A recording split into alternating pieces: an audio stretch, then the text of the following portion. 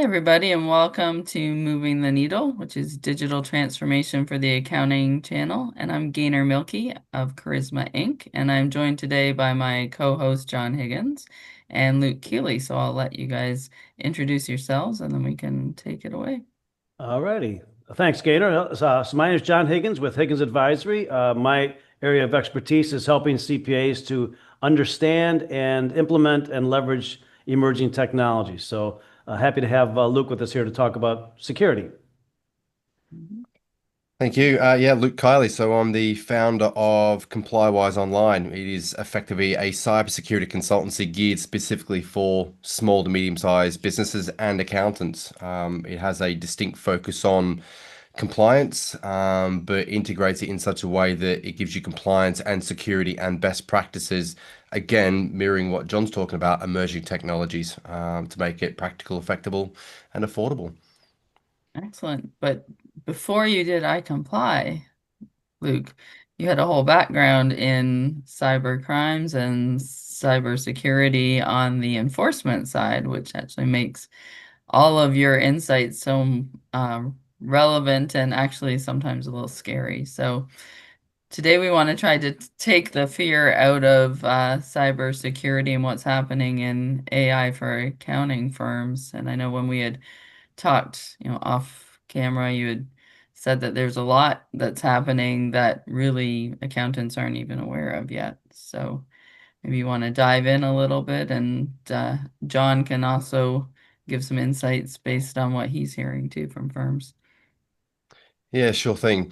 I think probably what I'm going to start with is, and what I'm going to probably label it is what I would call a collision. And so we've got what I call the risk paradoxes, where we have not, and this is not unique to accounting firms. This is effectively every modern business using the internet and technology, is that everybody's rushing to use AI. The general sentiment is that if you're not using AI now in some way, shape, or form, you are falling behind.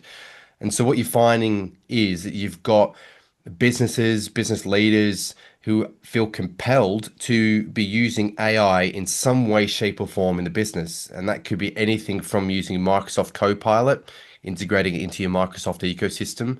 It could be using ChatGPT to help do crafting emails. It could be doing some analysis. You have Perplexity for research and so on. I mean, the last time I checked, there were 250 to 300-ish generative AI platforms currently available on the internet now. And I dare say, if you ask me that question again, how many are there in 3 months? It'll probably be another 10, 20, or 30% higher again.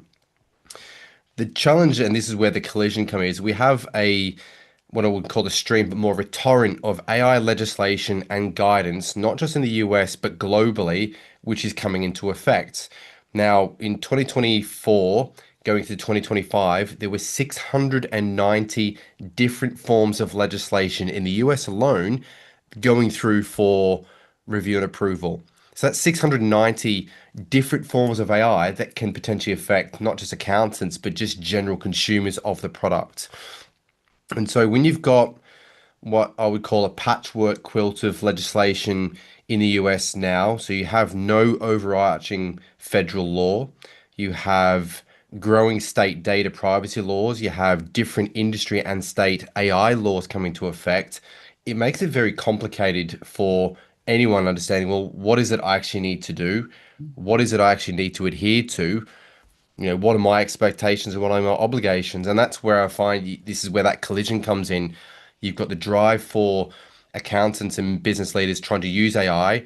You've got AI trying to insert itself to give some governance around how we should use it responsibly, ethically, and securely. And at some point, they are going to come at loggerheads.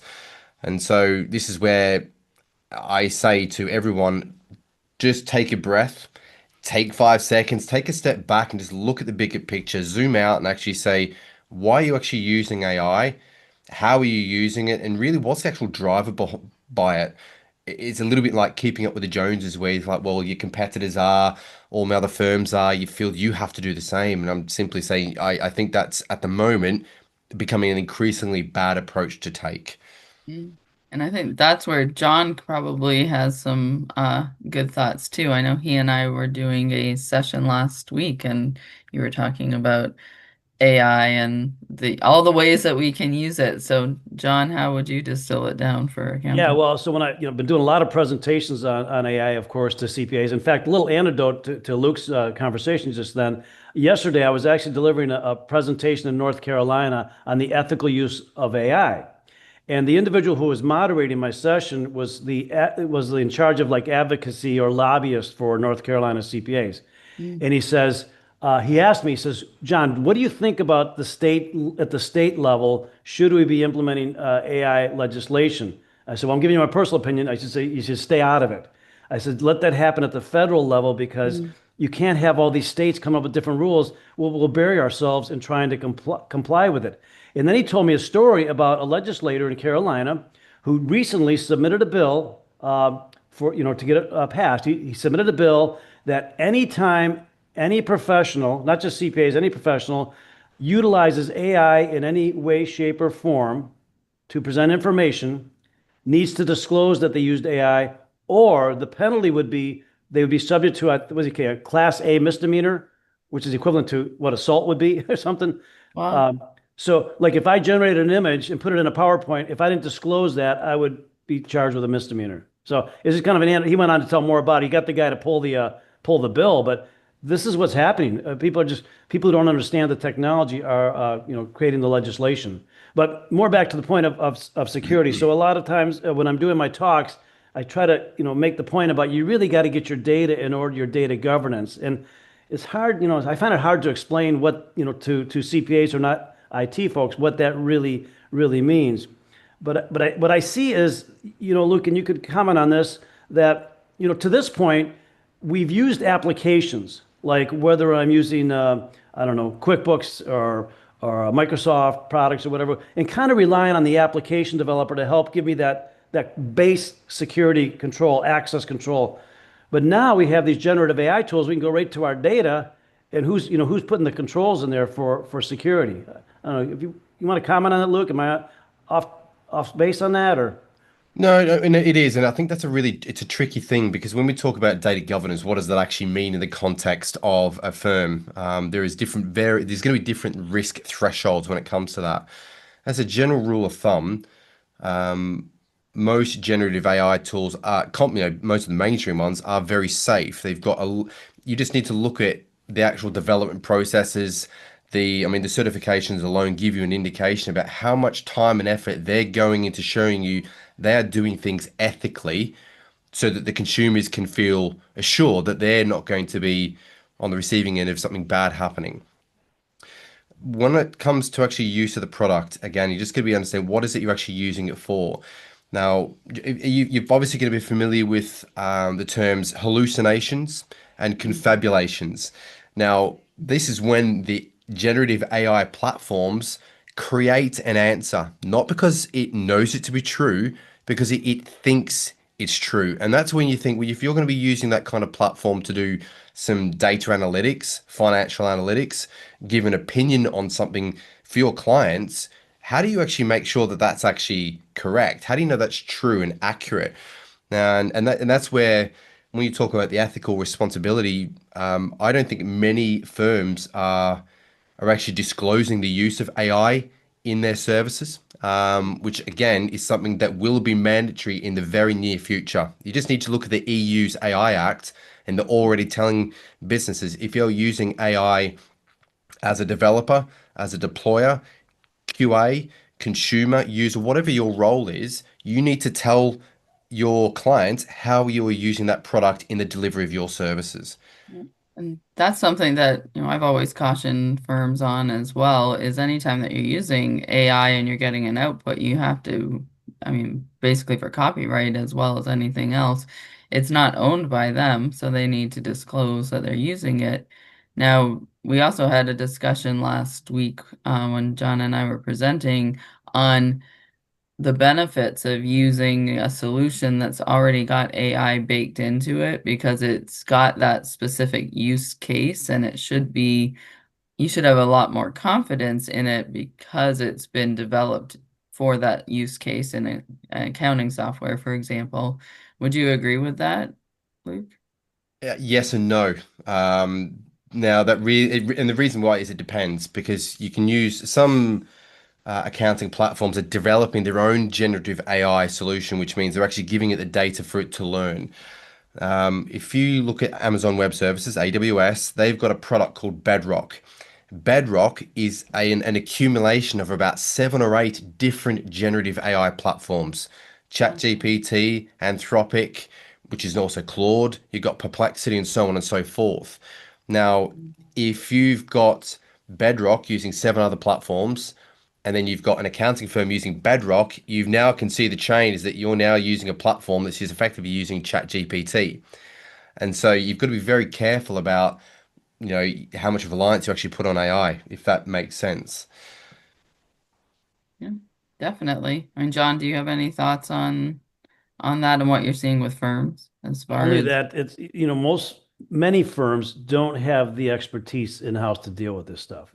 They don't mm, understand it themselves, and if they did understand what the issues are, then they don't know where to go. And maybe it's to hmm folks like you, Luke, that can help them with that because they just don't have the expertise.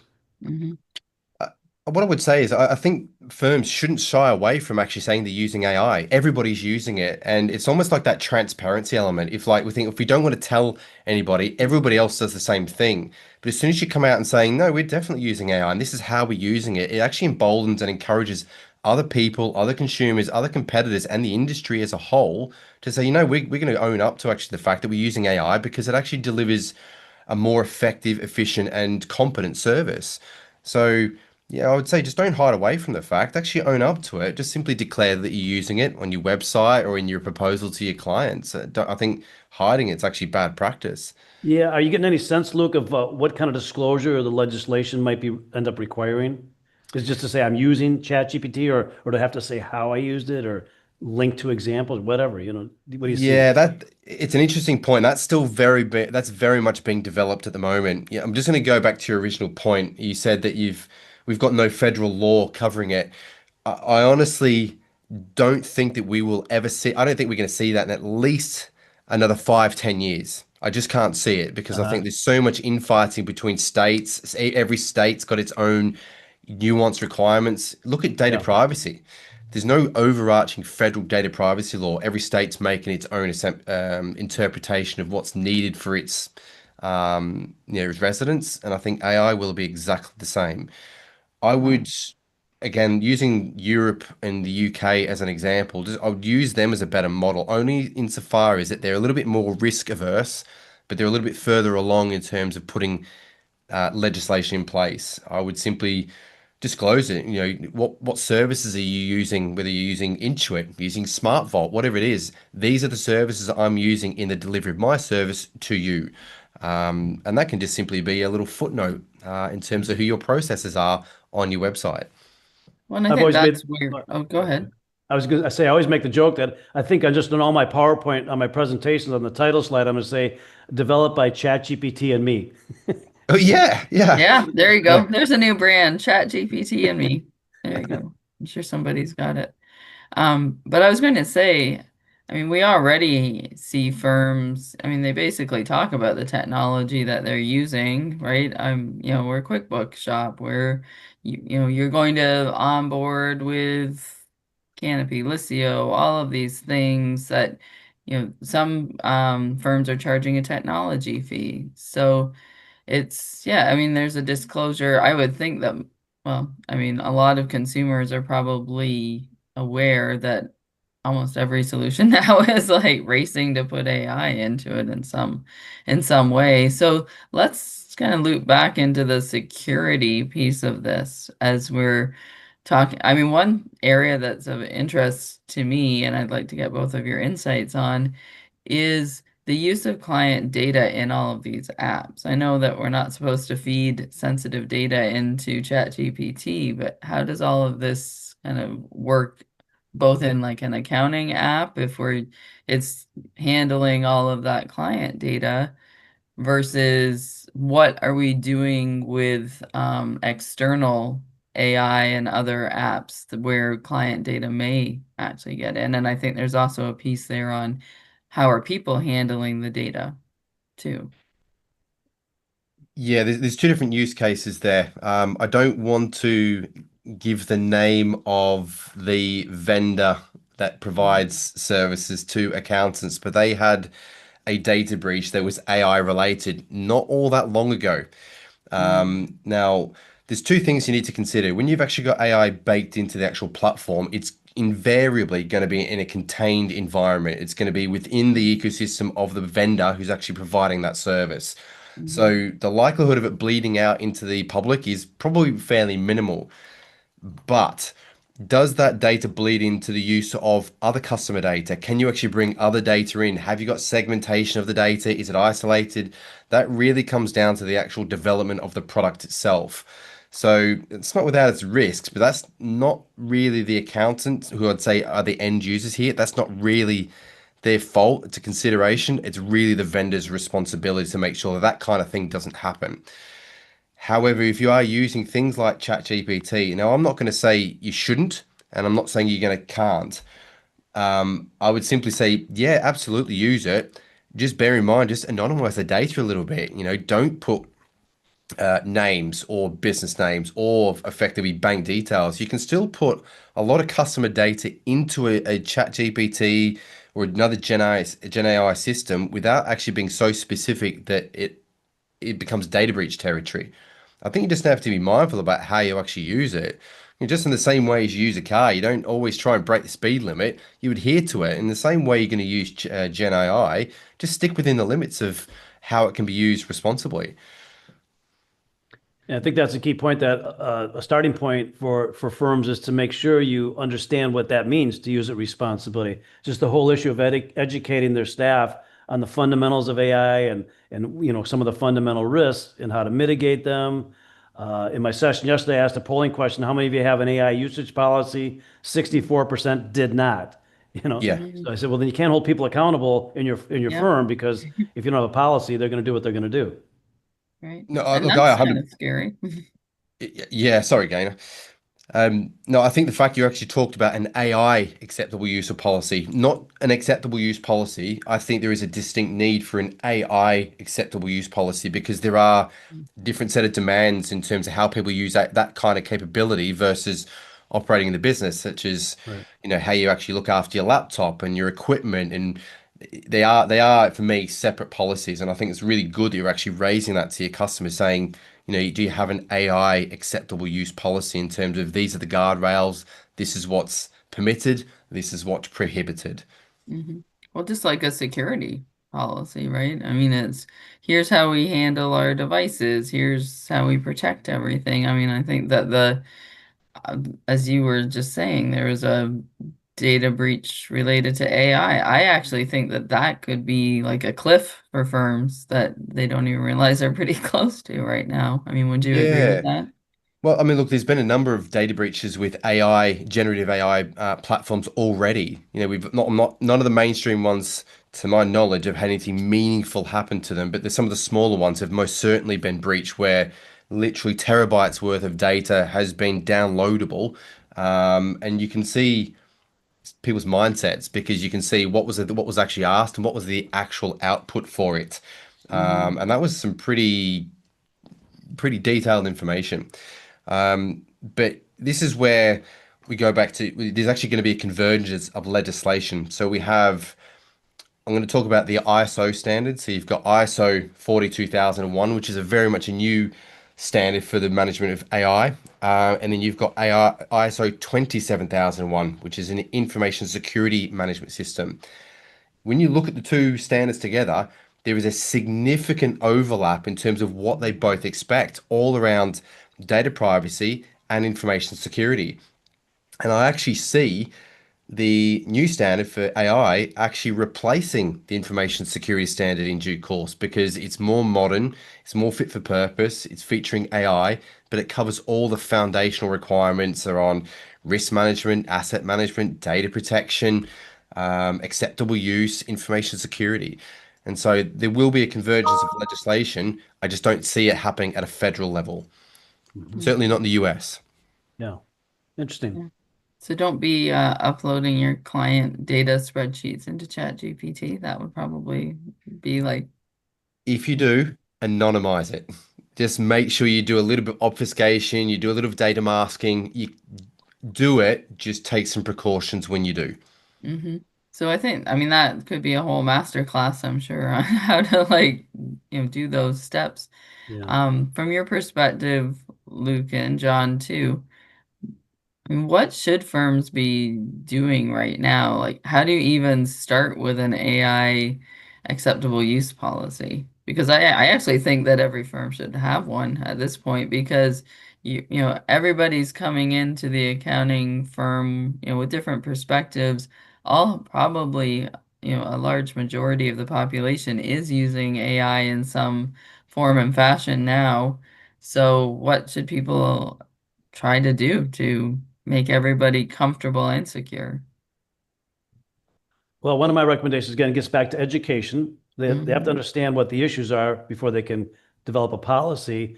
And I suggest you can use the tool, use the AI to Hmm. describe what the nature of your firm is or your organization. What are your primary concerns?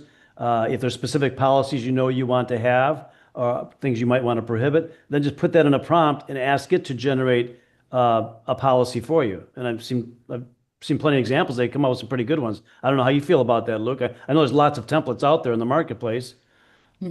Yeah, it's a little bit like poacher turned gamekeeper there, isn't it? You're actually asking AI to tell you how Yeah. you should manage it. Right.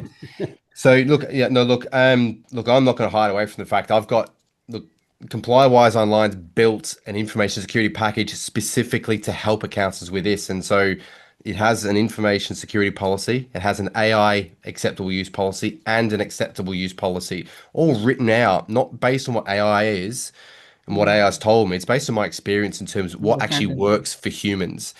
And mhm. so I'm simply going to say, if you need that, come to me and I'll give it to you. Yeah. It just by all means use AI, absolutely. But just also bear in mind that you're pulling data from untrusted sources. Hmm. So it Yeah. may give you some information that isn't right for you as a firm. Well, that'd be Well, great if you're willing to share that. If we could put it in the notes there yeah. with the Put a post link.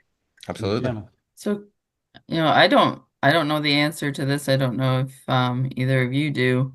But even drilling down further, I mean, we've got federal, potential legislation, we've got state legislation. I mean, I don't believe that there's any accounting profession standards for the use of AI, but maybe there should be some. So I don't know if AI CPA is working on that, if the tech vendors are working on that. Does anybody have any insights? I'm sure the AICPA is working. I know they have an AI committee. I don't really Okay. know. I actually volunteered to get on it, but they didn't put me on it. But to just kind of look at this whole issue of AI as it relates to the profession. So I'm sure they are working on it. But you think about Avalara. I don't know if Luke's familiar with Avalara. I mean, become a huge software company focusing on compliance with state and local sales tax. So their software plugs into all the different, financial systems. So when you invoice it, Avalara will calculate the tax. So I think you need something like that, an Avalara type of a solution for AI compliance. Hmm. Well, yeah, and it would be interesting to have Avalera on too, just to talk about how, they're utilizing AI, Well, yeah, for sure. And yeah, of but course, that's vote. out of their domain. I mean, they're a sales tax, but I'm just saying the concept of they nailed it in terms of they know all the details of the Hmm. requirements of sales tax compliance in every jurisdiction in the country. Yeah. I'm sure they're utilizing AI in some way, though, Oh yeah, on the yeah. platform. And then To vote just for John to be on the AI committee for AI CPA and Luke, because I think there'd be a lot of value there for sure. But yeah, I'm hopeful that actually I really believe the accounting profession could help to lead the way on some of this because so compliance based, people want to do right by their clients, but we all see the value of the technology. And so how do you bring all those things together? well, you say that if you look at how cybersecurity and information security has been developed, it's the finance sector globally which have been the initial Yeah. drivers of it. They've been the initial adopters of it because they're a highly regulated industry and they're probably the the people who are setting the standards.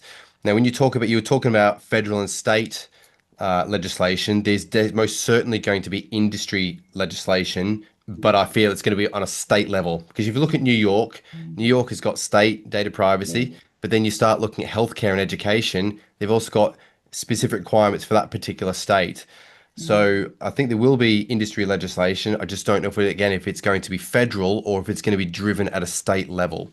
Well, I've got to believe that our friends in banking are ahead of the curve as much as they can be on developing some of this. I mean, I know I used to work in banking like years ago, and there's so much compliance then, and it's only gotten greater.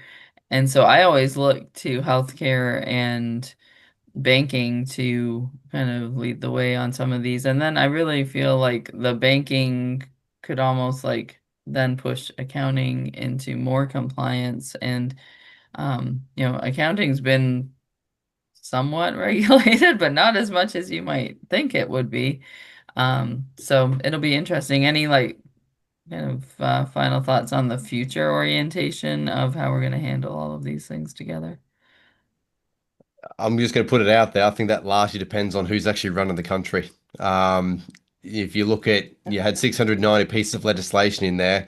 The Trump government is arguably anti-legislation and is going in the complete opposite direction about deregulating.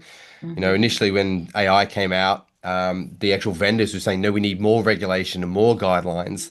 That seems to have reversed now. You've had a different government come in. They're going in the opposite, saying, no, no, no, we need less so we can do more. Um, yeah, I think the jury's out on that one. It certainly is for me. Hmm. John, do you have any thoughts on that? No, I just again, I think it's going to take a lot. My biggest concern with all of it is that the people who are creating the legislation, do they understand the technology? And Mm. more often than not, they don't. So they come up with this legislation that it just doesn't make sense. It's not logical. It's not practical from a compliance perspective. That's my biggest concern with it. I Hmm. agree. Yeah. And I would also like to Luke's point just on like changing regimes and governments across the world. I mean, you start trying to develop this global legislation, which I've heard that on, some podcasts, like that's what's really needed. But there's such a patchwork, right? So how do you ever like something that has global reach and global implications, how do you really like bring it all together? And I believe that it's going to be industry led. I think that each industry is going to be application specific, and I'm hoping and I hope I'm not going to be wrong that the people who are leading those industries are going to have the best interests of everybody like at heart, and they understand the use case. Yeah. So kind of weave it all together there. I mean, there's definitely a lot that could be happening and going wrong in the healthcare profession too with the use of AI. So interesting. Well, good. Anything else, Luke? I don't want No, to. that's my sort of take on it at the moment. Again, my message is just like absolutely look to modernize, but don't modernize for modernize sake, and just ask some Mhm. questions, take a breather, and ask why is it using? Do you need to use it? And if you're going to, I'd probably think about consulting some people who actually know how to apply it sensibly and I suppose operationally right for your firm. Don't wander into it blindly because it could expose you unnecessarily. Yeah. And I also think the tech vendors in our profession are really a good resource, those who are baking it into their own solutions because, they're using it for specific cases. So, always ask if you're considering a solution, how is AI being used in this solution, just so that you're aware of it. And then you can ask those follow-up questions as well. And of course, having a community of people, that's something in the accounting profession, like online. There's lots of dialogue that can be had, on LinkedIn. I'm sure John and Luke and, myself, to the degree I can, are certainly, open to having questions asked. And if you're not sure of something, then there's a resource I'm sure that can help you parse through it. How about you, John? Is there? Yeah, well, I would just kind of summarize what I heard from Luke is just don't succumb to the peer pressure of getting involved with AI unless you know what the heck you're doing, what you're getting Yeah. into. Very good. Very good. It's kind of like high school, right? Don't Yeah. succumb to the peer pressure and you'll be okay. There you go. Well, okay. And there's a nod to accounting high for Scott Scarano too. So There you go. good stuff. All right. Well, thank you both. And hopefully everybody found this to be informative and, insightful. Stop and think. I mean, it's definitely time to consider not only the tech that you're using, but also how it's going to impact your practice too, and the trust of your clients. So Well, good. thanks for Well, joining thank us you today, both. Luke. Appreciate it. No, thank you. All right. Thank you. Thanks, Gaynor.